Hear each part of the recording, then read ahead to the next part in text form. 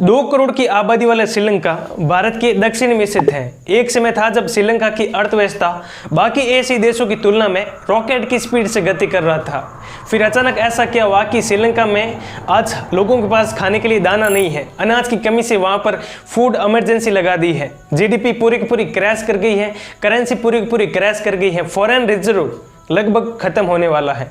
Foreign reserve क्या होता है, इस चीज को समझिए। फॉरेन रिजर्व का मतलब होता है कि अगर एक देश दूसरे देश से सामान इंपोर्ट करेगा यानी कि खरीदेगा तो वह इसके लिए सेंट्रल बैंक के पास जाएगा और अपनी करेंसी को डॉलर में एक्सचेंज करेगा, जिसे फॉरेन एक्सचेंज भी कहते हैं। अब अगर श्रीलंका के पास फॉरेन रिजर्व खत्म हो जाएगा तो फिर वह श्रीलंका बाकी देशों से जरूरी सामान को कैसे इंपोर्ट कर पाएगा यानी कि खरीद पाएगा।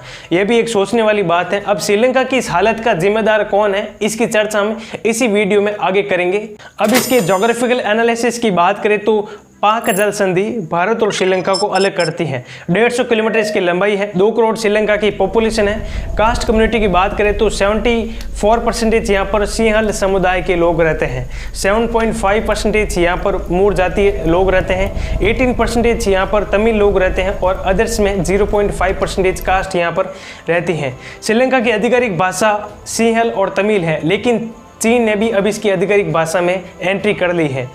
अब ये सब कैसे हुआ इसकी चर्चा हम आगे करेंगे। देखिए, श्रीलंका में प्राचीन काल से ही सिंहल समुदाय की मेजोरिटी रही है, यानी कि सिंहल समुदाय के लोग ही यहाँ पर शासन करते आए हैं। श्रीलंका के राष्ट्रपति गोटाबया राजपक्षे और श्रीलंका के प्रधानमंत्री महिंदा राजपक्षे, जो कि दोनों भाई हैं, ये भी सिंहल समुदाय से बिलोंग करते हैं। श्रीलंका के लोगों ने 25 सालों तक जाति संघर्ष को झेला है। मुद्दे पर आता है, यह टॉपिक काफ़ी लंबा है, इस पर पूरी की पूरी सीरीज बन सकती है।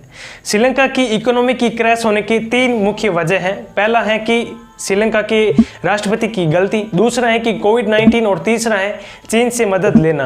अब बात करते हैं श्रीलंका की इकोनॉमी क्रैश होने का पहला कारण है राष्ट्रपति जी की गलती। कैसे?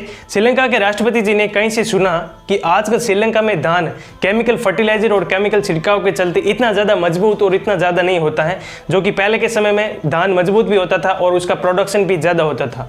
तो यह खबर सुनकर राष्ट्रपति जी ने आदेश दे दिया कि कल से श्रीलंका में केमिकल फर्टिलाइजर और केमिकल छिड़काव को बंद कर दिया जाएगा, यानी कि सिर्फ और सिर्फ ऑर्गेनिक खेती ही की जाएगी।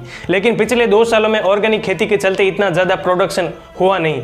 अगर श्रीलंका में इतना ज़्यादा प्रोडक्शन हुआ नहीं तो फिर वह बाकी देशों को कैसे एक्सपोर्ट करेगा, क्योंकि अगर कोई भी देश जितना ज़्यादा बाहरी देशों को एक्सपोर्ट करेगा उतना ही फायदा होगा उस देश की सरकार और उस देश के लोगों का।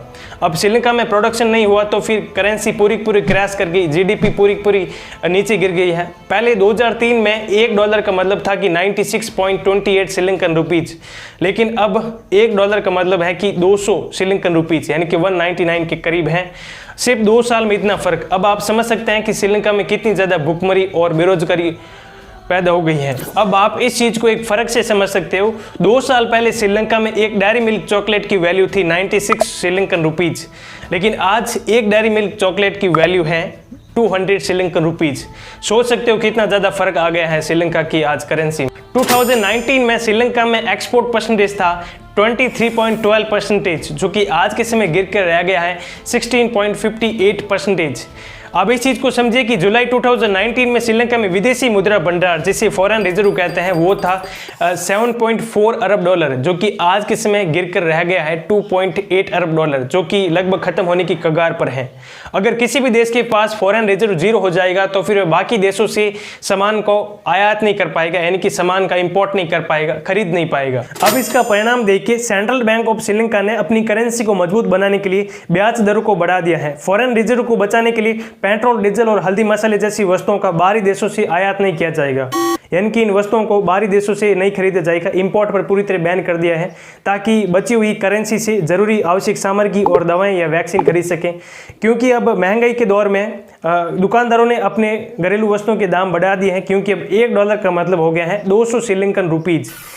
अब इस महंगाई के दौर में लोग आवश्यकता से अधिक वस्तुओं को खरीदने लें, इसलिए श्रीलंका के राष्ट्रपति जी ने इसकी जांच के लिए सेना के जनरल को नियुक्त किया है ताकि कोई भी जरूरी वस्तुओं को खरीद न सके। क्योंकि अक्सर होता है कि अगर किसी भी देश में महंगाई बढ़ती है तो लोग घरेलू वस्तुओं को ज़्यादा से ज़्यादा खरीद लेते हैं, इसलिए क्योंकि आने वाले समय में इसका दाम बढ़ जाएगा। श्रीलंका सबसे ज़्यादा एक्सपोर्ट करता है चाय और मसालों का, लेकिन इस साल इतना प्रोडक्शन हुआ नहीं है, जिसके कारण चाय के मामले में इसमें 50% की गिरावट आई है। अगर चाय की बात करें तो श्रीलंका पूरी पूरी दुनिया में अकेला 10% एक्सपोर्ट करता है पूरी दुनिया में। अदर्स में छोटी इलायची और दालचीनी एक्सपोर्ट करता है। दालचीनी के मामले में श्रीलंका पूरी दुनिया में 85% अकेला दालचीनी का प्रोडक्शन करता है। लेकिन इस साल इतनी पैदावार नहीं होने के कारण यहाँ पर अनाज, फल और सब्जियों के दाम आसमान को छूने लगे हैं। इसमें अगर श्रीलंका के बिजनेस इंफ्रास्ट्रक्चर की बात करें, जिससे श्रीलंका की इकोनॉमी को ग्रोथ होने में मदद मिलती है, इसमें आप देख सकते हैं कि हाई लेवल पर श्रीलंका में वाहनों के टायर बनाने का काम किया जाता है। वहां पर कपड़ा उद्योग एक उभरती हुई शक्ति है। सॉफ्टवेयर सेक्टर, बंदरगाह और विमानन क्षेत्र में श्रीलंका अच्छा खासा प्रदर्शन कर रहा है, जिससे श्रीलंका के जीडीपी को आगे बढ़ने में थोड़ी मदद मिलती है। अब बात करते हैं श्रीलंका की इकोनॉमी के क्रैश होने का दूसरा सबसे बड़ा कारण, वो है कोविड-19 से प्रभावित पर्यटन उद्योग।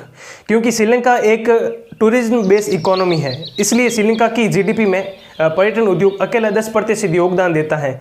लेकिन पिछले 2 वर्षों में कोविड-19 के कारण इतने लोग आ नहीं पाए, जिसके कारण 21 मिलियन की पॉपुलेशन में से 30 लाख लोगों को बेरोजगार होना पड़ा, जो लोग डायरेक्टली पर्यटन उद्योग से जुड़े हुए थे। और कुछ महीने तो ऐसे भी थे जब 1000 यात्री भी श्रीलंका नहीं पहुंच पाए, जिससे श्रीलंका की अर्थव्यवस्था को एक गहरी चोट पहुंची है। कोविड-19 में जो लोग बाहर और अन्य देशों में काम कर रहे थे, जैसे दुबई, वहां से लोगों को निकाल दिया गया कोविड-19 में, जिससे काफ़ी लोगों को बेरोजगार होना पड़ा। क्योंकि अगर बात करें तो अगर एक देश के लोग बाहरी देश में काम करते हैं तो वहां से डॉलर में इनकम जनरेट होती है, और वहीं अगर करेंसी खुद के देश में आती है तो इसकी कीमत रुपयों में कई गुना बढ़ जाती है, जिससे वहाँ के लोगों को काफ़ी फायदा होता है। अब श्रीलंका के पास न तो पर्यटन उद्योग से पैसा आ रहा है और न ही बाहर काम करने वालों से पैसा आ रहा है, और ऊपर से श्रीलंका की सरकार वैक्सीन का 80% खर्च उठा रही है, जिससे श्रीलंका की जीडीपी 3.8% तक नीचे गिर गई है, जो कि एक गरीब देश के लिए बहुत ही बड़ी भुखमरी और कंगाली का संकेत है। अब बात करते हैं श्रीलंका में भुखमरी, फूड इमरजेंसी और इकोनॉमी के क्रैश होने का तीसरा सबसे बड़ा कारण है, वो है चीन से कर्ज लेना। क्योंकि श्रीलंका ने अब इतने अरबों का कर्ज ले लिया है जो अब चीन को चुका नहीं पा रहा है, लेकिन इसका परिणाम भारत को भुगतना पड़ेगा। कैसे, इसकी बात मैं वीडियो के लास्ट में करूंगा। अब बात करते हैं चीन की, तो चीन आमतौर पर 3 तरीके से बिजनेस करता है। पहला उधार, फिर निवेश, फिर व्यापार में खुद का फायदा। कैसे, देखिए, चीन पहले किसी भी गरीब देश में अरबों से ज्यादा पैसा कम ब्याज पर उधार दे देता है। अब इतने सारे पैसे तो दे दिए, लेकिन अब जरूरत पड़ेगी उस देश में इंफ्रास्ट्रक्चर को बनाने की, तो चाइना ने कहा कि हम आपके इंफ्रास्ट्रक्चर को बना देंगे, आप हमें पैसे दे देना। ऐसा ही चीन ने श्रीलंका में किया। चीन ने श्रीलंका को अरबों से ज्यादा पैसे तो दे दिए, लेकिन अब श्रीलंका का इतना सारा पैसा लौटा पाना मुश्किल हो रहा है, जिससे अब चीन श्रीलंका का व्यापार के नाम पर शोषण करने लगा है। पिछले 15 सालों में चीन श्रीलंका का दूसरा सबसे बड़ा कर्जदाता रहा है। अब इन सालों में चीन ने श्रीलंका की कई बड़ी परियोजनाओं में निवेश किया है। इसमें मटाला हवाई अड्डा है, कोलंबो एक्सप्रेस वे है, इसमें पाक जेलुडो मरुक्षेत्र में अनालाई तिबू और नैना तिबू में हाइब्रिड बिजली घर बनाना शामिल है, और ऊपर से श्रीलंका की संसद में चीनी भाषा को एक आधिकारिक भाषा के रूप में लागू करवाना शामिल है, और हम्बनटोटा बंदरगाह को 99 वर्षों के लिए लीज पर लेना, जैसे उसने जिबूती के साथ किया था, वहां पर नौसैन्य अड्डा बनाकर। इसके अलावा कोलंबो बंदरगाह में वहां पर पानी को हटाकर एक नया शहर बसाना, जहां पर अब श्रीलंका सरकार के नहीं बल्कि चीनी सरकार की मर्जी चलेगी। वहां पर मल्टी करेंसी के नाम पर चीनी मुद्रा युआल में खरीदना और बेचना शामिल है। इसके अलावा श्रीलंका के व्यापार और उद्योगों पर चीनी सरकार का कब्जा कर लेना, यानी कि वहां पर चीनी मार्केट होना, जैसे कि चीन से सस्ता माल लाकर श्रीलंका के मार्केट को भर देना शामिल है, जिससे श्रीलंका की एक अच्छी खासी अर्थव्यवस्था कंगाल होने लगी है। अब इस हालात में, अब इस परिस्थिति में श्रीलंका अपनी अर्थव्यवस्था को सुधारने के लिए वर्ल्ड बैंक या फिर बाकी अन्य देशों से पैसे लेगा। अगर वहां से पैसे नहीं मिलते हैं तो फिर श्रीलंका भारत के पास आएगा मदद के लिए। अगर भारत पैसे देता है श्रीलंका को तो भी नुकसान, अगर नहीं देता है तो भी नुकसान। कैसे, देखिए, अगर भारत श्रीलंका को पैसे देता है तो फिर श्रीलंका समझेगा कि भारत मेरा मित्र है, फिर वह चीन का बहिष्कार कर देगा।